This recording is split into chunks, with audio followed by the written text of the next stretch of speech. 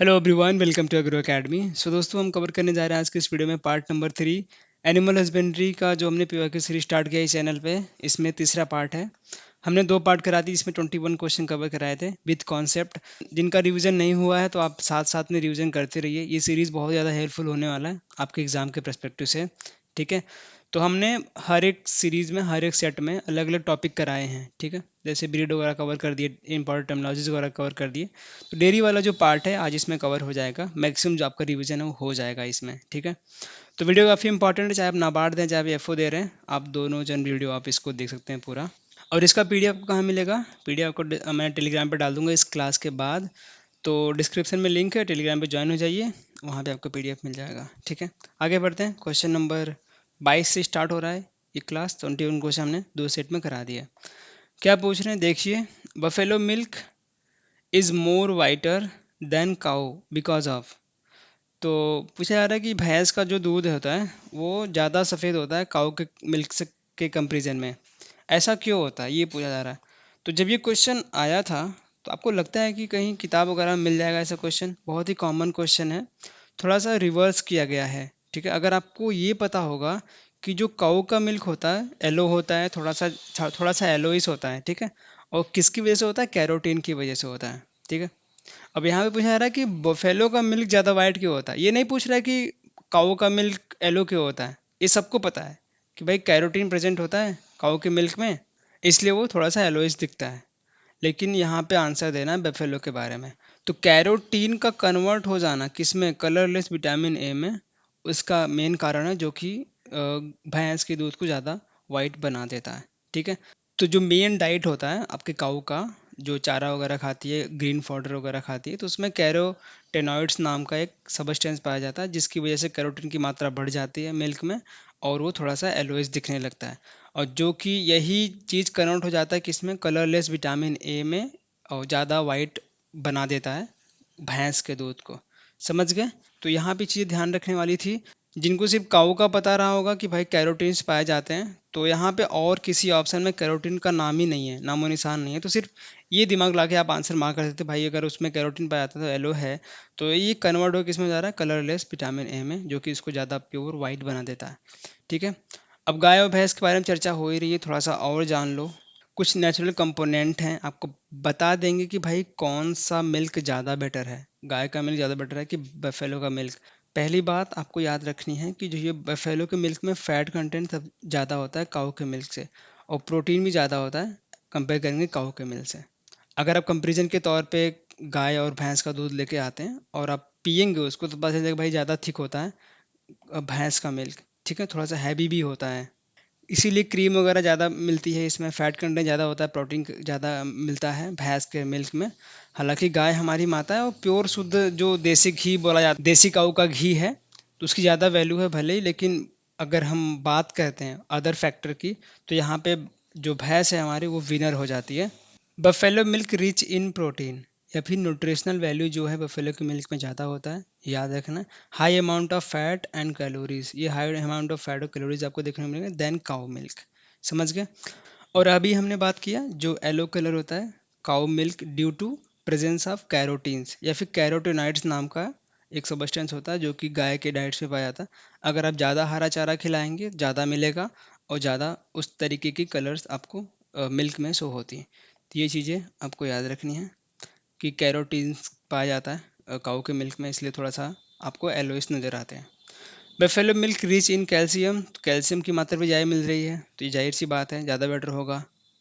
क्योंकि main factor तो यही है ना कि भाई कैल्शियम लेना है तुम दूध पियो। बच्चों को हड्डी मजबूत करने के लिए बचपन में क्यों सबको दूध पिलाते हैं? क्योंकि कैल्शियम का रिच सोर्स है, मैग्नीशियम का रिच सोर्स है। ठीक है, विटामिन डी विटामिन 12 सारे मिल रहे हैं, लेकिन कैल्शियम की मात्रा बफेलो के मिल्क में ज़्यादा मिलती है। हालांकि जो जिनका उस तरीके का लीवर सिस्टम नहीं है तो वो पचा नहीं पाते हैं बच्चे भैंस के मिल्क को, क्योंकि थोड़ा सा थिक होता है, थोड़ा सा हैवी होता है। तो ओवरऑल फैक्टर की बात करते हैं तो यहाँ पे विनर कौन है? आपका बफेलो। थोड़ा सा कंपेरिजन आपको बता दिया, आइडिया लग गया कि भाई बफेलो का मिल्क थोड़ा सा ज़्यादा बेटर होता है काऊ के मिल्क से। आगे बढ़ते हैं नेक्स्ट क्वेश्चन की तरफ।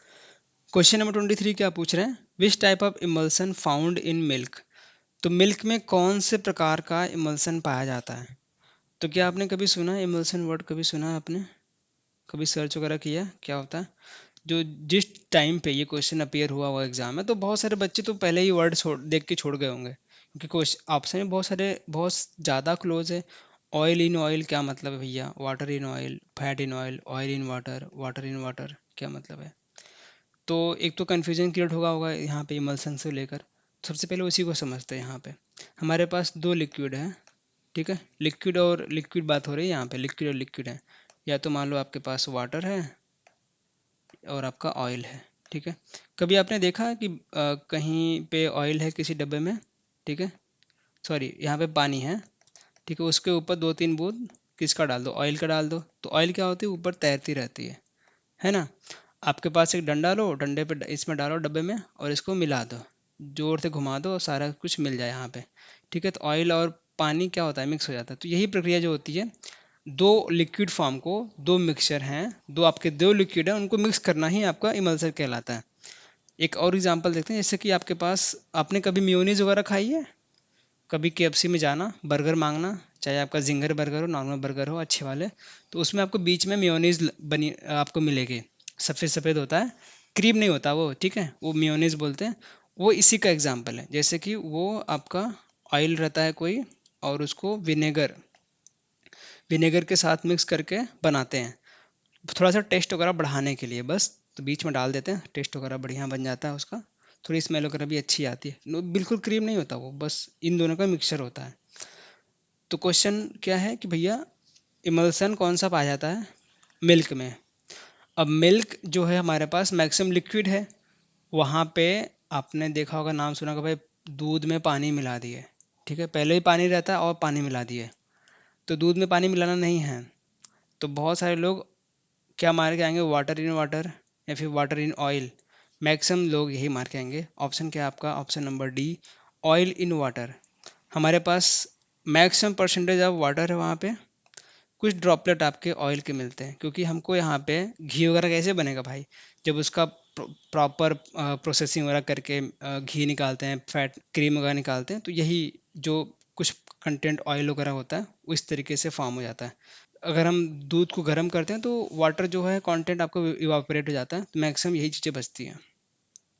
तो ऑयल इन वाटर, ये आपका इस टाइप का इमल्सन पाया जाता है। इमल्सन समझ लिया कि भाई दो लिक्विड है, दोनों को मिक्स करने के ब्रेक इमल्सन बोलते हैं। अब दूध में कौन सा पाया जाता है? तो आपका oil in water, option number D उस टाइम पे करेक्ट था, ये आपका आंसर है। ठीक है, समझ गए। अगला question, question number 24, RM test is used in, तो इसको हम लोग क्या बोलते हैं? रिचर्ड मिशेल टेस्ट, ठीक है, आरएम टेस्ट क्या बोलते हैं? Richard Mitchell test. ये ज़्यादातर आपका डेयरी इंडस्ट्री में इस्तेमाल करते हैं, जो हमारे मिल्क के प्रोडक्ट हैं, जैसे कि आपका बटर फैट, ठीक है, बटर फैट को मेज़र करने के लिए कि उसकी प्योरिटी क्या है, क्वालिटी और प्योरिटी को मेज़र करने के लिए आरएम टेस्ट का इस्तेमाल किया जाता है। और हमारे पास मिल्क के बहुत सारे प्रोडक्ट हैं, बटर फैट में कौन कौन से आता है? घी भी आता है भैया, और बटर भी आता है, तो ऑप्शन कौन सा होना चाहिए? तो उस टाइम पे मैक्सिमम करेक्ट ऑप्शन क्या था? घी, ठीक है। तो यही ऑप्शन माना गया था, जिनका घी लगाया था जिन्होंने, उनका ऑप्शन करेक्ट था। आई थिंक बटर नहीं रहा होगा, अगर बटर रहा होगा दोनों ऑप्शन देना चाहिए। ये जो बाद में निकलने के बाद बच्चे ऑप्शन बनाते हैं अपना, तो बटर तो नहीं होना चाहिए, घी जो ऑप्शन था वो करेक्ट था इस क्वेश्चन के लिए। तो आरएम टेस्ट समझ गए। तो इस तरीके से बहुत सारे टेस्ट हैं जो कि डेयरी इंडस्ट्री में किए जाते हैं, आपको हम बारी बारी से लिखवाते हैं आपको। तो पहला टेस्ट जो है, आप हेडिंग डालिए, पहला टेस्ट आपका C.O.B COB टेस्ट। इसको पूरा नाम क्या है? क्लॉट ऑन बॉइलिंग, ठीक है, क्लॉट ऑन बॉइलिंग टेस्ट। तो क्लॉट ऑन बॉइलिंग टेस्ट, ये क्यों किया था? बॉइलिंग से मतलब क्या समझना है कि भाई बॉयल करना है किसको? मिल्क को।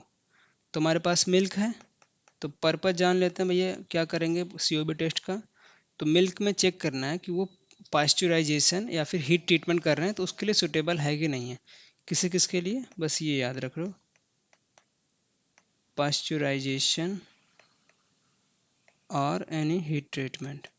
अगर हम मिल्क का करना है तो क्या उसके लिए वो सुटेबल है कि नहीं है, बस इसका यही पर्पज़ होता है। एक और टेस्ट है इसमें, कौन सा, एल्कोहल टेस्ट।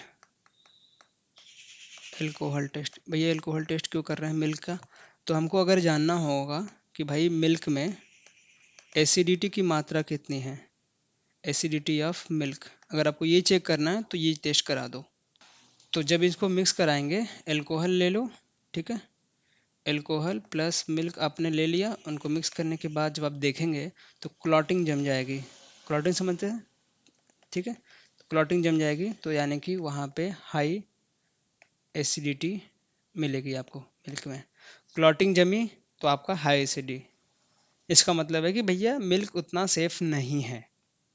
उसके बाद थर्ड नंबर कौन सा टेस्ट है, फैट टेस्ट। फैट टेस्ट में कुछ नहीं है, बस चेक करना आपको फैट कंटेंट कितना है, to measure the fat content, ठीक है, फैट कंटेंट आपको चेक करना है किसमें, मिल्क में, तो ये वाला टेस्ट करा दो। लेकिन चेक कैसे करेंगे, इसके लिए एक डिवाइस आती है, क्या नाम है उसका, बाइटेरियोमीटर, याद रखना। अगर आपको फैट कंटेंट चेक करना है मिल्क में तो बाइटेरियोमीटर लगाना है, जो कि वो सेपरेट कर देगा आपके फैट को फ्रॉम मिल्क, ठीक है, फैट को मिल्क से सेपरेट कर देगा। स्पिनिंग कराते हैं ना, जैसे कि आपका हाई स्पीड पे स्पिन कराते हैं, सेंट्रीफ्यूगेशन आपने देखा होगा, तो वही प्रक्रिया करते हैं, फैट को अलग कर देते हैं मिल्क से। बेटियोरोमीटर लगा के हम इस चीज़ को, इस टेस्ट को करते हैं, बस ये याद रखना। आगे और भी टेस्ट है, उनको देख लेते हैं। एक है आपका चौथे नंबर पे हेंसा, हेंसा टेस्ट। ये टेस्ट क्यों करते हैं, अगर किसी के पास तबेला है और या तो जी जा रहे हैं सुबह सुबह दूध देने किसी के, और किसी ने मंगाया कि भाई प्योर देसी गाँव काऊ का दूध लेके आना, और उन क्या पता चला कि भाई उनके यहाँ दूध की कमी पड़ गई, ठीक है, तो वो क्या किए कि हाँ उनके यहाँ भैंस का दूध था तो उससे मिला दिए। अगर आपको ये पता करना है कि भैंस का दूध है कि गाय का दूध है, मिक्स तो नहीं हुआ है किसी दूसरे में, तो ये हेंसा टेस्ट करा देते हैं, ठीक है, बस ये होता है, और कुछ खास इसका टेस्ट है का मतलब है नहीं।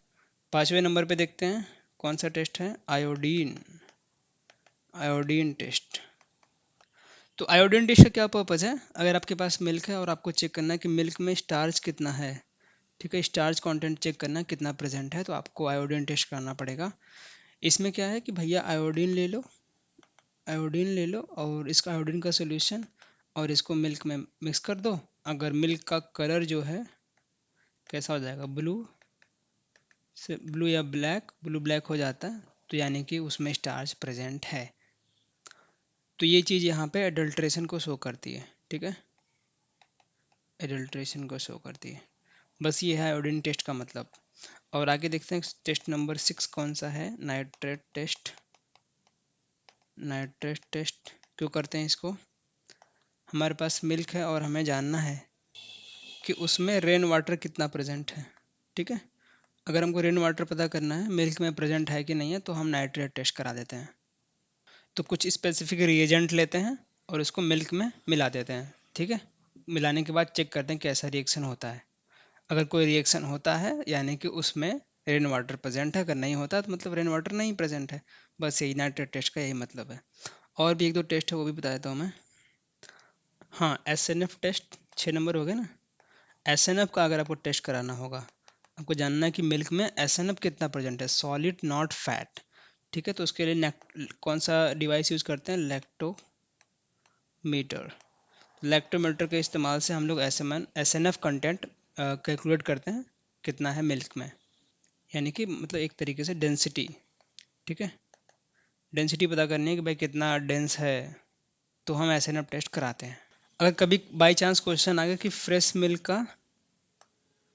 का पीएच कितना होता है, फ्रेश मिल्क का पीएच वैल्यू बताओ, तो बता देना 6.6 से 6.8 के बीच में रहता है। बस ये कुछ डाटा था, मैंने आपको बता दिया कि अलग अलग टेस्ट जो होते हैं, ठीक है। मेन क्वेश्चन क्या था कि भैया RM test is used in, जो हमारे पास डेयरी प्रोडक्ट है उनकी क्वालिटी को चेक करने के लिए हम RM टेस्ट करते हैं मैक्सिमम डेयरी इंडस्ट्री, तो बटर और घी में ज़्यादा इसका इस्तेमाल किया जाता है। तो ऑप्शन नंबर सी जो है करेक्ट हो जाएगा, घी, ठीक है। समझिए क्वेश्चन नंबर 24, समझिए 25 की तरफ बढ़ते हैं, क्या पूछ रहे हैं, the process in which large fat globules are broken into smaller particles is known as, तो ये एक तरीके से यहाँ पे जो नाम दिए गए उनका उनमें से एक का डेफिनेशन दिया गया है, ठीक है। अगर आपने प्रोसेसेस अलग से पढ़े होंगे तो आपको आइडिया लगेगा कि भाई जो फैट ग्लोबुल्स होते हैं, जो लार्ज पार्टिकल्स होते हैं मिल्क में, उनको छोटे छोटे पार्टिकल में तोड़ना, ये आपका क्या कहलाता है, होमोजिनाइजेशन। तो होमोजेनाइजेशन का जो प्रोसेस है, एक मैकेनिकल प्रोसेस होता है, ठीक है। और मेनली इसका इस्तेमाल क्यों करते हैं, होमोजेनाइज्ड मिल्क क्यों आपको देखने को मिलता है मार्केट में, क्योंकि भैया उसकी सेल्फ लाइफ जो है थोड़ी सी बढ़ जाती है, उसमें टेक्सचर जो है, उसका टेस्ट जो है थोड़ा सा बेटर बन जाता है, ठीक है, उसमें कंसिस्टेंसी बनी रहती है। तो आपने देखा होगा जब कभी मार्केट में दूध लेने जाएंगे तो उनका दूध जो होता है वो बहुत ही यूनिफॉर्म कंसिस्टेंट रहता है, ठीक है। वो जल्दी फटता नहीं है। अगर नॉर्मल मिल्क आप रख देते हैं कहीं पे तो फट जाता है। तो वो होमोजेनाइज्ड मिल्क होते हैं, जल्दी फटते नहीं हैं। तो मेन कारण क्या है कि भाई जो फैट ग्लोबुल्स हैं नॉर्मल मिल्क में, उसको ब्रेक करके स्मॉलर पार्टिकल्स में तोड़ देते हैं। वो कैसे तोड़ते हैं, जैसे कि बड़े इंडस्ट्री में बड़े बड़े ये प्रेशर की मशीन लगी होती है, ठीक है। और इसकी इस ओपनिंग बहुत ही स्मॉल होती है। तो इसमें क्या करेंगे, जो नॉर्मल मिल्क होता है उसको ला के डाल देंगे, सारे मिल्क भर देंगे और इसको हाई प्रेशर पे दबाएंगे, ठीक है। और स्मॉल ओपनिंग से वो यहाँ से निकलता है। तो ये जो मिल्क निकलता है इसकी कंसिस्टेंसी और यूनिफॉर्म तरीके से सारे पार्टिकल्स डिस्ट्रीब्यूट हो जाते हैं। तो ये आपका होमोजेनाइज्ड मिल्क कहलाता है। तो इसी वजह से सारे जो फैट कंटेंट हैं ये पूरे तरीके से छोटे छोटे टुकड़ों में बढ़ जाते हैं और पूरे मिल्क में यूनिफॉर्म तरीके से बढ़ जाते हैं। इसीलिए आपने देखा होगा जो आपने कभी भी आप मार्केट से दूध लेंगे तो उसमें क्रीम वगैरह ऊपर से कभी नहीं दिखेगी। तो ये होता है आपका होमोजेनाइजेशन का मतलब। तो होमोजेनाइजेशन का मतलब समझ गए, थोड़ा सा याद करने वाली चीज़ें हैं।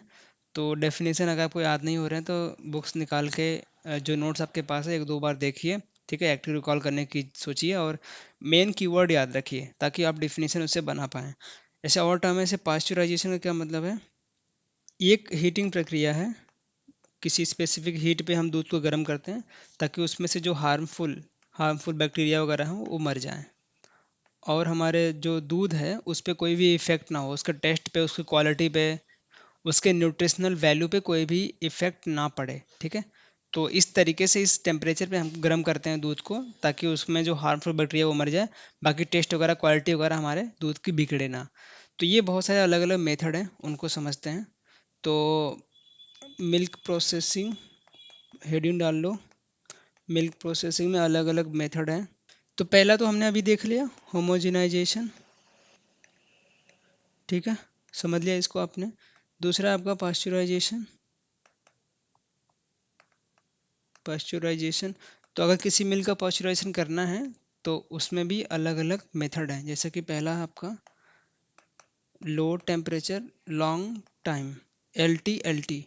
तो ये बहुत ही स्मॉल स्केल पे इस्तेमाल करते हैं, ज़्यादा इंपॉर्टेंट नहीं है। अगर आपको पूछे कि भैया एल टी में कितना टेम्परेचर इस्तेमाल करते हैं, अगर लो टेम्परेचर है तो टेम्परेचर लो ही रखेंगे, कितना, 63 डिग्री सेंटीग्रेड, ठीक है। और टाइम कितना रखेंगे इसमें, लगभग आधा घंटा। लॉन्ग टाइम है, आधा घंटा लेना ही पड़ेगा। और दूसरा जो है इसमें high temperature short time, HTST, ठीक है। अब हाई टेम्परेचर दे रहे हैं तो टेम्परेचर कितना होना चाहिए इसमें, टेम्परेचर कितना होगा, 72 डिग्री सेंटीग्रेड। और टाइम बहुत ही कम, कितना, 15 सेकेंड। समझ रहे हैं, 72 डिग्री सेंटीग्रेड पे रखना है दूध को, 15 सेकेंड तक गर्म करो, आपको वहाँ पे परिणाम मिल जाएगा। तो ये जो मेथड होता है HTST, मैक्सिमम जो आपके कमर्शियल डेयरी होते हैं उसके प्रोसेसिंग में इस्तेमाल किया जाता है। अगर मिल्क में कोई भी हार्मफुल बैक्टीरिया वगैरह है उसको किल करने के लिए, मिल्क को प्रिजर्व करने के लिए HTST का इस्तेमाल करते हैं। 72 डिग्री पे लेना है, 15 सेकंड तक गर्म करो, सारे बैक्टीरिया मर जाते हैं वहाँ पे। एक और मेथड होता है इसमें, कौन सा, अल्ट्रा हाई टेम्परेचर, ठीक है। अल्ट्रा हाई टेम्परेचर पे इसको गर्म करेंगे और बहुत ही लो टाइमिंग रखते हैं। जैसे कि मिल्क को 135 डिग्री सेंटीग्रेड पे गर्म करेंगे और टाइम रखेंगे बस 2 से 5 सेकेंड तक। 2 से 5 सेकंड तक मिल्क को रखना है और इतने हाई टेम्परेचर पे।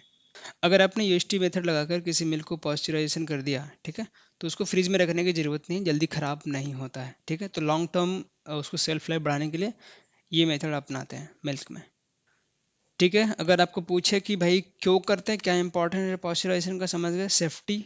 तो पहले तो बैक्टीरिया वगैरह किल हो रही है, हमारे सारे जितने भी हार्मफुल बैक्टीरिया हैं वो मर जा रहे हैं दूध में से, दूध की सेल्फ लाइफ बढ़ रही है और जो भी न्यूट्रिएंट वैल्यू है, न्यूट्रिशनल वैल्यू है मिल्क की, वो भी डिस्टर्ब नहीं हो रहा है, उसकी क्वालिटी टेस्ट पे कोई फ़र्क नहीं आ रहा है, ठीक है, मिल्क प्रोसेसिंग का ये मेथड आपको समझा दिया हमने।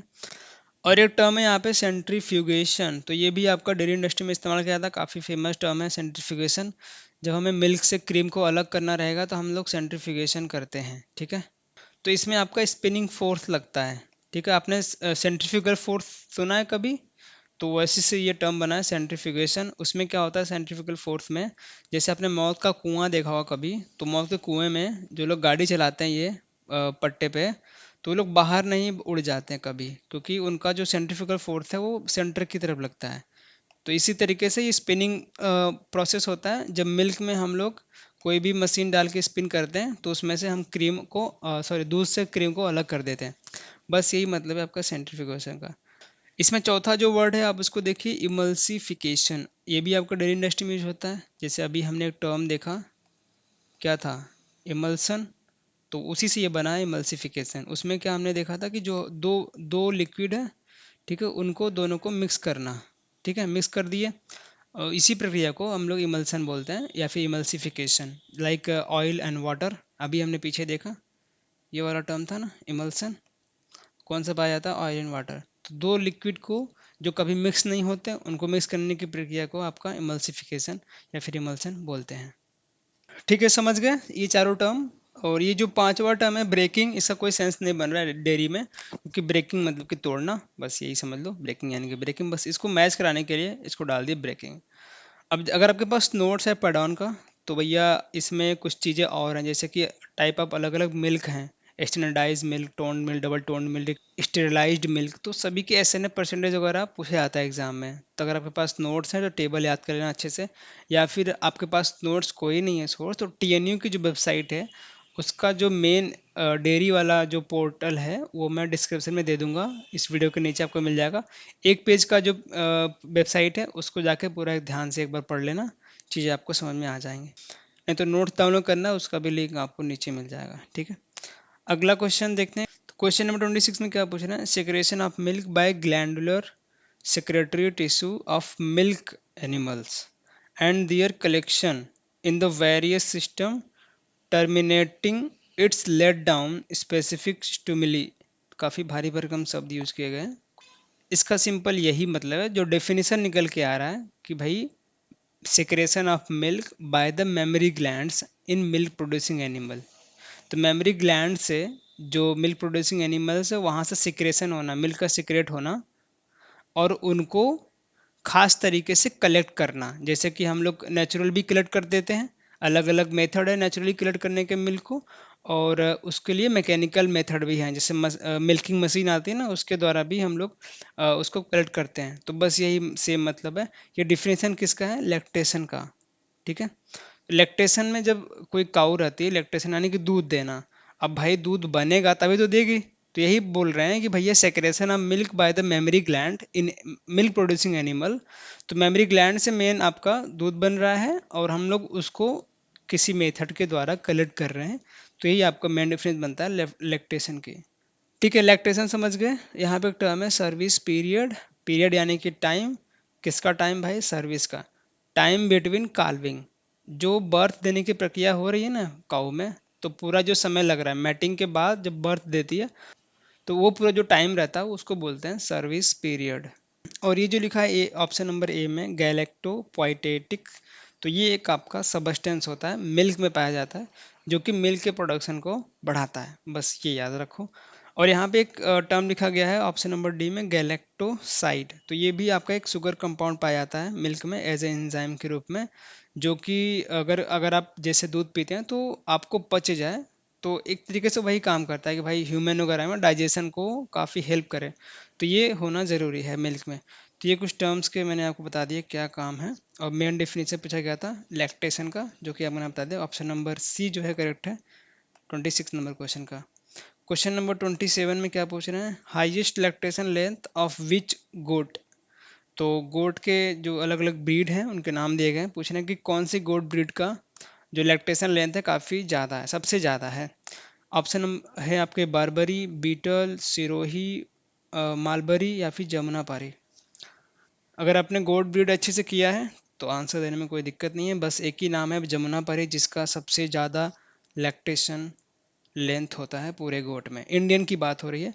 अगर आपको पूरे ओवरऑल गोट ब्रीड में बात करेंगे तो आई थिंक सैनन करके ब्रीड जो है वो एग्जॉटिक ब्रीड है, उसका सबसे ज़्यादा होता है। ठीक है, तो यहाँ पे कुछ गोट की ब्रीड्स मैंने लिख दिए हैं, आप उनको एक बार देख लेना। मैं थोड़ा सा बता देता हूँ क्या दिया है। जमुनापारी कहाँ से है भैया? उत्तर प्रदेश से है, ये याद रखना। अगर जमुनापारी से क्वेश्चन बना तो आप बता ले जाएं कहाँ से बिलोंग करती है। क्वीन ऑफ गोट भी से बोला जाता है। वाइट कोट, टैन और black marking on the neck and years. तो सफ़ेद कलर की होती है, लेकिन आपको टैन और ब्लैक मार्किंग कहाँ पे दिखे? नेक और ईयर पे। इसके कुछ डिस्टिंक्टिव फीचर दिए गए हैं, जैसे कि भैया इसका जो नोज़ है रोमन नोज़, ये याद रखना, काफ़ी इंपॉर्टेंट डिस्टिंक्टिव फीचर है। कॉन्वेक्स फेस होता है, termed hair giving them parrot like mouth appearance. जो इसका मुंह होता है पैरट लाइक होता है, ठीक है, इस तरीके से बने होते हैं।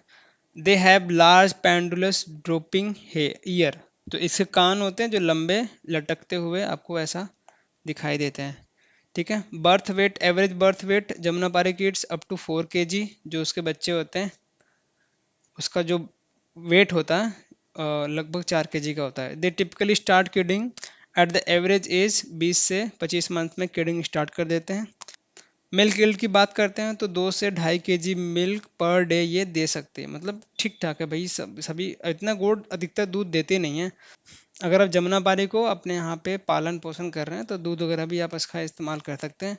लैक्टेशन पीरियड की बात करते हैं 150 से 250 डेज तक रहता है, लॉन्गेस्ट एमंग ऑल। ठीक है, सभी में सबसे ज़्यादा है इसका। The fat content their milk ranges 3 से 3.5। They thrive best open range condition. मतलब भैया इसको छोड़ दो, मतलब बेस्ट ब्रीड है कि भाई ब्राउजिंग करने में। अगर इसको जहाँ भी पत्ते सत्ते मिल जाते हैं, चढ़ उड़ के पहाड़ वहाड़ पेड़ वगैरह भी है उस पर चढ़ के आराम से पत्ते सत्ते मस्त खाती है, तो ओपन कंडीशन के लिए बहुत अच्छी ब्रीड मानी जाती है। इसको बांध के खिलाने की ज़रूरत पड़ती नहीं है, इसको छोड़ दो अपना खाना पीना खुद ढूंढ लेती है।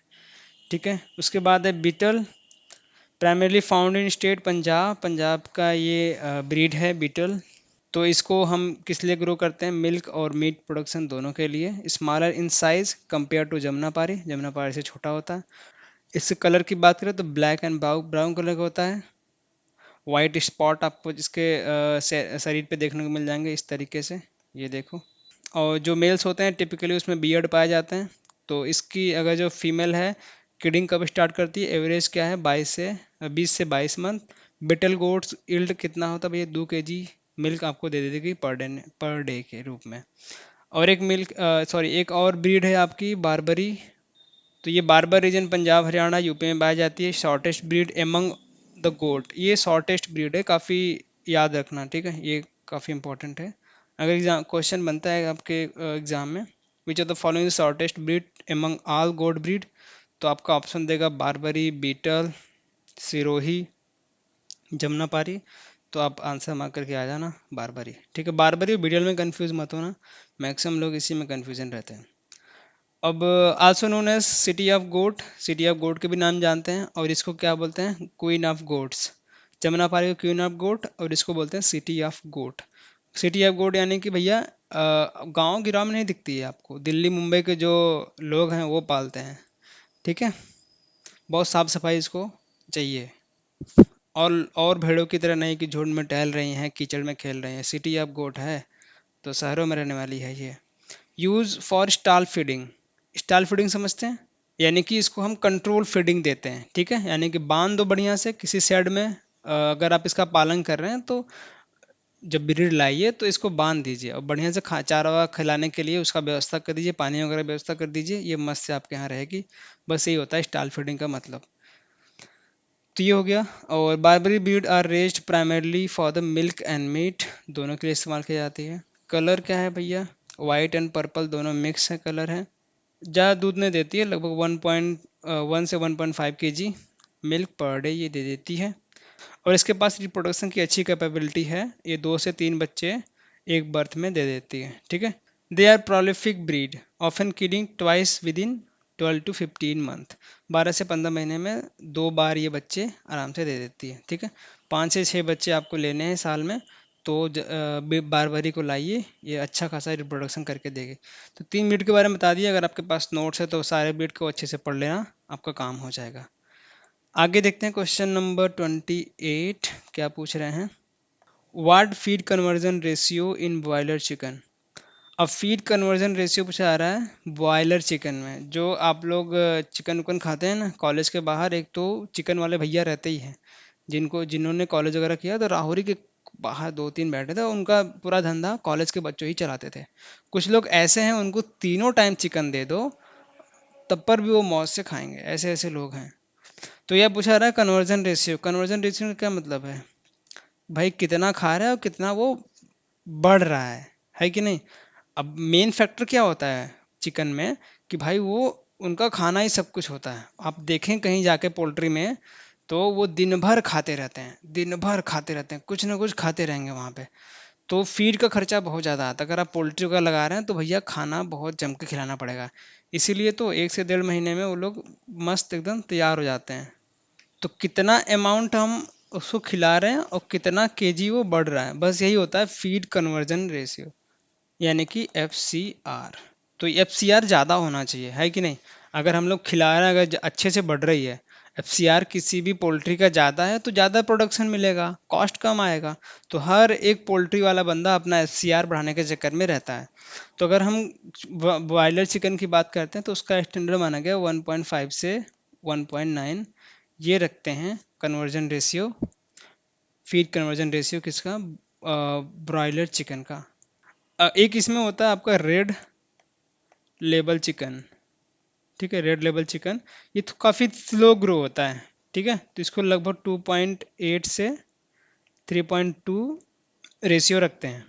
तो ये आप इसका FCR वैल्यू रहता है। तो ये FCR वैल्यू का भी टेबल है, अलग अलग ब्रीड के लिए भी, अलग अलग पोल्ट्री ब्रीड के लिए भी याद कर लेना FCR वैल्यू कितना रहता है। तो ये ब्रॉयलर चिकन के लिए आपको बता दिए, क्वेश्चन पूछा गया था 1.5 से 1.9 FCR वैल्यू ब्रॉयलर चिकन का रहता है।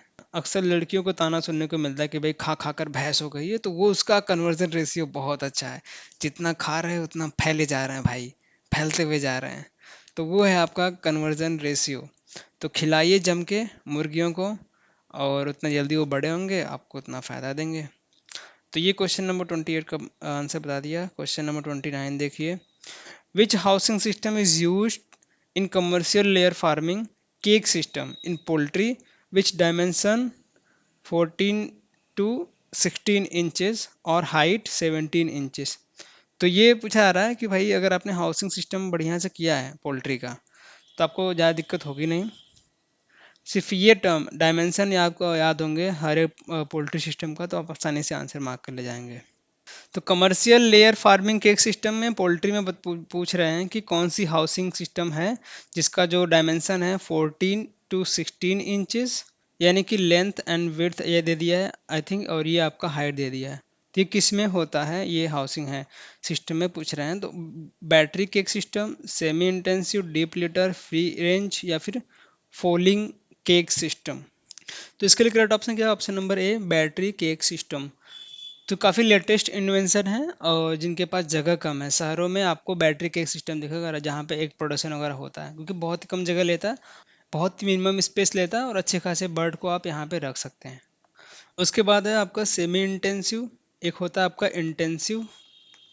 ठीक है, इंटेंसिव में क्या करते हैं, जो बर्ड्स होते हैं, मुर्गियाँ होती हैं, उनको एक जगह पे क्लोज्ड एरिया में उनको रेयर करते हैं। ऐसे हम लोग बाहर आउटसाइड एक्सेस नहीं देते उनको, क्लोजली रेयर्ड करना। सेमी इंटेंसिव है कि मतलब को समझ लो कि भाई थोड़ा सा छूट मिल रही है वहाँ पे। और इसके लिए कोई भी डायमेंशन वगैरह डिफाइन नहीं किया गया कि हर जिनको भाई जो लैंड जिनके पास पर्याप्त है वो अपने हिसाब से वहाँ पे इंटेंसिव या सेमी इंटेंसिव पोल्ट्री लगाते हैं। जो आपका डीप लिटर होता है, डीप लिटर में क्या होता है कि काफ़ी बड़े पैन का एक पोल्ट्री बनाएंगे, लगभग उसमें 250 बर्ड रखते हैं इन ईच पैन। ठीक है, ईच पैन में 250 बर्ड रखेंगे। और जो फ्लोर होता है उसका, उसको अच्छे से जो स्ट्रॉ होता है, स्ट्रॉ डस्ट होता है, लीव्स पत्ते उत्ते वगैरह बढ़िया से लगाकर 8 से 12 इंच तक उसको रख देते हैं, और उसके बाद आपका पैन वगैरह लगाकर पोल्ट्री बनाते हैं। ठीक है, तो हाउसिंग सिस्टम काफ़ी अच्छे से समझ लेना, और क्वेश्चन बने हैं तो आगे भी बनने के चांसेस हैं। तो समझ गए क्वेश्चन नंबर 29 का क्या आंसर है, battery cage system, option number A. आगे क्वेश्चन नंबर 30, आई थिंक ये लास्ट क्वेश्चन है। A number of poultry batches can be reared in a year. Poultry batches एक साल में कितने रेयर होते हैं? इंडिया की बात करें तो ये होते हैं 5 5 बैचेस आप निकाल सकते हैं। बाहर अगर अच्छी खासी एडवांस टेक्नोलॉजी के साथ करें तो 8 आप आराम से निकाल सकते हैं। ठीक है, ऑप्शन नंबर ए जो है, सॉरी बी जो है करेक्ट है। पोल्ट्री के 5 बैचेस आप निकाल सकते हैं एक साल में। तो अगले वीडियो में पूरा पोल्ट्री कवर कर देंगे, हाउसिंग मैनेजमेंट वगैरह इसके साथ ही। तो यहाँ पे थोड़ा सा आइडिया ले लो आप कि क्वेश्चन बने हैं पोल्ट्री से तो आगे भी बनने के चांसेस हैं। तो पोल्ट्री में अलग अलग जो ब्रीड हैं वहाँ से भी क्वेश्चन बने हैं, उनके डिस्टिंक्टिव फीचर वगैरह सबसे बढ़िया से याद कर लेना। ठीक है, आपके पास नोट्स वगैरह नहीं है तो पैडॉन का मास्टर नोट्स हमने बना दिया आपके लिए, सबसे best notes with graphics with mind map with designing के साथ। उसको आप डाउनलोड कर सकते हैं, डिस्क्रिप्शन में आपको लिंक मिल जाएगा। और विथ टेस्ट सीरीज वो 999 में आपको टेस्ट सीरीज मिल रही है, और बेस्ट टेस्ट सीरीज। बहुत सारे बच्चों के आप रिव्यू देखे होंगे कि हमने बहुत ही बेहतरीन टेस्ट सीरीज बना दी है, एग्जाम लेवल क्वेश्चन आपको देखने को मिलते हैं। ठीक है, डिस्क्रिप्शन में लिंक है, आप ज्वाइन कर सकते हैं। टेलीग्राम पे जुड़े रहिए, चैनल को सब्सक्राइब करना ना भूलिए। कोई भी ऑफर वगैरह आता है तो आपको वहाँ पे बता दिया जाएगा। सो थैंक्स फॉर वॉचिंग, मिलेंगे नेक्स्ट क्लास में, तब तक के लिए धन्यवाद।